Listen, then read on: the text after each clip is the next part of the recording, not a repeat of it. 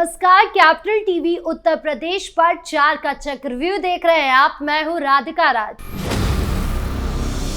आज 4 के चक्रव्यूह की सबसे बड़ी खबर आपको बता दें, एक ऐसे ऐप से जुड़ी है जिसने पिछले 24 घंटे में तहलका मचा दिया है। ये ऐप है संचार साथी, जिसका काम आपकी प्राइवेसी को प्रोटेक्ट करना है और आपको साइबर ठगी से बचाना है। लेकिन अब इस ऐप को लेकर विपक्ष हंगामा कर रहा है। बताएंगे आपको कैसे एक ऐप पर बवाल हो रहा है।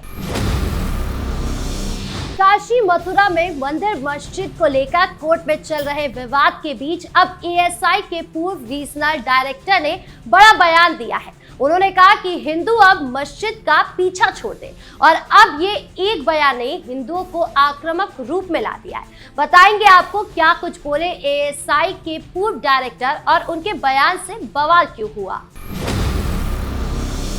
बनारस हिंदू यूनिवर्सिटी में बड़ा बवाल रातों रात हो गया, जहां छात्राओं के बीच झड़प हुई, हाथापाई हुई। यही नहीं, बवाल इतना बढ़ गया कि आखिरी में पत्थरबाजी भी हुई, जिसके बाद पूरी यूनिवर्सिटी को ही छावनी में तब्दील कर दिया गया। बताएंगे आपको कहां से शुरू हुआ बवाल और कैसे चक्रव्यूह में फंसे छात्र।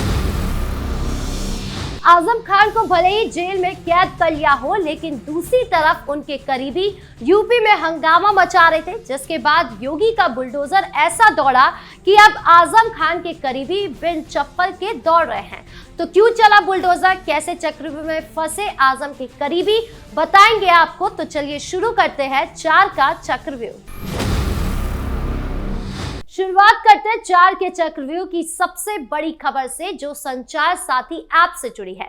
संचार साथी ऐप एक ऐसा ऐप है जिसका मुख्य काम है यूजर्स को मोबाइल फ्रॉड और चोरी से अलर्ट करना। अगर आपका फोन चोरी हो जाए या कोई स्कैम कॉल मैसेज आए तो ये ऐप तुरंत सूचना देगा।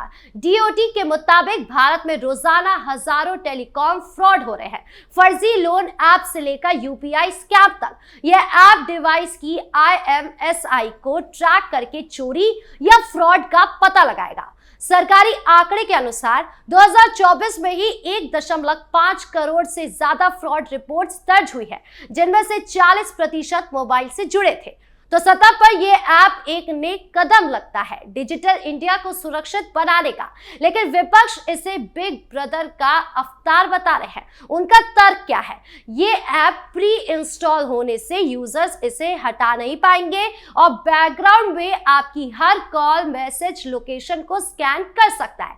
क्यों? ये संविधान के अनुच्छेद 2021 जीवन और निजता का अधिकार का उल्लंघन नहीं है। इस बवाल की धमक सबसे तेज समाजवादी पार्टी के राष्ट्रीय अध्यक्ष और कन्नौज सांसद अखिलेश यादव की पोस्ट से फैली। एक्स पर उन्होंने बीजेपी को आड़े हाथों लिया। जब बीजेपी जाएगी तब प्राइवेसी बचेगी। अखिलेश ने लिखा कि बीजेपी का इतिहास ही मुखबिरी और जासूसी का है, वो कैसे छोड़ देंगे ये आदत। उन्होंने चेतावनी दी कि बीजेपी राज में पहले अभिव्यक्ति की आजादी कुचली जा रही है। अब निजी बातें परिवार, रिश्तेदार, दोस्तों या बिजनेस की गिद्ध की नजरों से देखी जाएगी। समाजवादी पार्टी ने इसे डिजिटल तानाशाही करार दिया और कहा कि ये ऐप हर नागरिक को जासूसों के चक्रव्यूह में फंसा देगा। कांग्रेस ने भी कमर कस ली। सहारनपुर से सांसद इमरान मसूद ने सदन भवन में मीडिया से बातचीत के दौरान उंगली उठाई। उन्होंने कहा, क्या देश को उत्तर कोरिया बना देंगे? लोगों के बेडरूम तक झांकेंगे? मसूद ने तंज कसा कि क्या सरकार तय करेगी कि बाल कैसे कटवाए, कौन सा काम करे, कौन सा नहीं करे। उन्होंने वादा किया कि कांग्रेस संसद में इस मुद्दे को गरमाएगी और ऐप को तुरंत हटाने की मांग करेगी। हालांकि सिंधिया ने स्पष्ट किया कि ऐप फ्रॉड से बचाव के लिए है, इस्तेमाल अनिवार्य नहीं है, आप चाहे तो उसे डिलीट कर सकते हैं। उन्होंने स्वीकार किया कि कई यूजर्स को इसका उद्देश्य पता ही नहीं है, इसलिए सरकार इस उद्देश्य को जरूर घर घर तक पहुंचाएगी। अब ऐसे में सवाल ये उठ रहा है कि बवाल कहां तक जाएगा और ये मुद्दा कहां तक लेकर जाएगी विपक्ष। बढ़ते हैं दूसरे चक्रव्यूह की ओर जो विवादित बयान से जुड़ी है। धार्मिक विवादों का वो जाल जो अयोध्या के बाद काशी और मथुरा को घेर रहा है। यहाँ एक पूर्व एएसआई अधिकारी का बयान आ गया जो हिंदू संगठनों को आक्रामक बना रहा है। के मोहम्मद जो एएसआई पूर्व रीजनल डायरेक्टर रहे और अयोध्या बाबरी मस्जिद खुदाई में अहम भूमिका निभाई, उन्होंने कहा कि काशी मथुरा उनका मक्का मदीना है, मुस्लिम दावे छोड़ दे, हिंदू हर मस्जिद के पीछे ना पड़े। यह बयान एक मीडिया ग्रुप को दिए इंटरव्यू में आया जिससे तुरंत ही बवाल मच गया। हिंदू संगठनों ने इसे मुस्लिम तुष्टीकरण करार दिया जबकि मोहम्मद इसे शांति का रास्ता बता रहे थे। लेकिन सवाल यही है कि क्या यह बयान विवाद सुलझाएगा या और बढ़ाएगा। के मोहम्मद का बयान अयोध्या फैसले के बाद के संदर्भ में आया।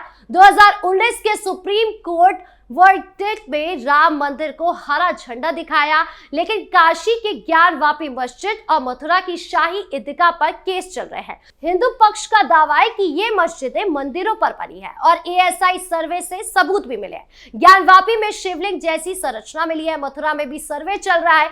मोहम्मद जो खुद अयोध्या में हिंदू पक्ष के लिए खुदाई सुपरवाइज कर चुके हैं, कहते कि अयोध्या, काशी, मथुरा तीनों ही हिंदुओं के लिए उतने ही पवित्र है जितना मक्का मदीना मुसलमानों के लिए है। इसीलिए मुस्लिम पक्ष इन तीनों पर दावा छोड़ दे, बदले में हिंदू अन्य मस्जिदों जैसे कि ताजमहल या छोटे मोटे मज़ारों पर दावा ना करें। मोहम्मद ने ताजमहल को हिंदू मंदिर बताने वाले को खारिज कर दिया।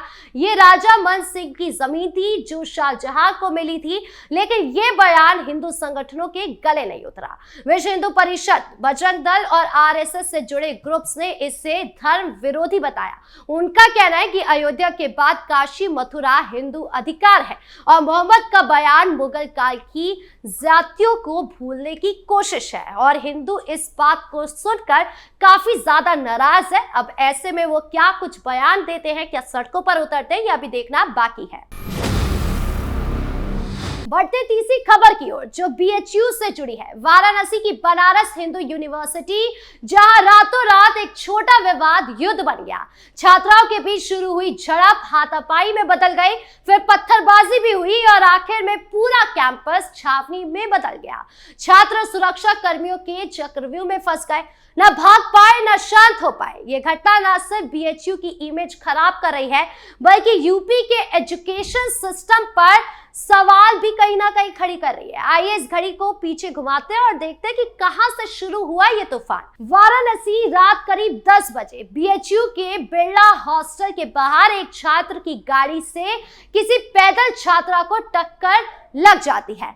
मामूली चोट लगती है लेकिन गुस्सा भड़क जाता है। प्रभावित छात्रा और उसके दोस्त प्रॉक्टर ऑफिस पहुंचते, शिकायत दर्ज कराने वहां स्टाफ के साथ बहस हो जाती है।